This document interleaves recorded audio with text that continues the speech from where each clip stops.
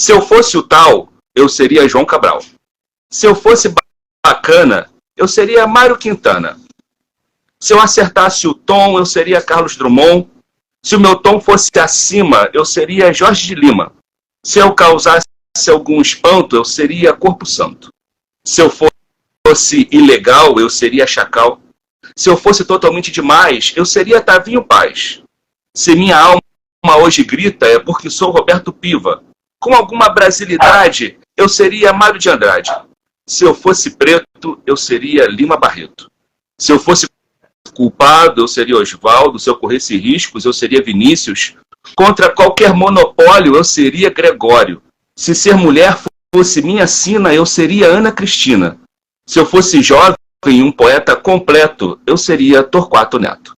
Se eu fosse um maço, eu seria Cacaso. Se eu fosse um uísque, eu seria Leminski.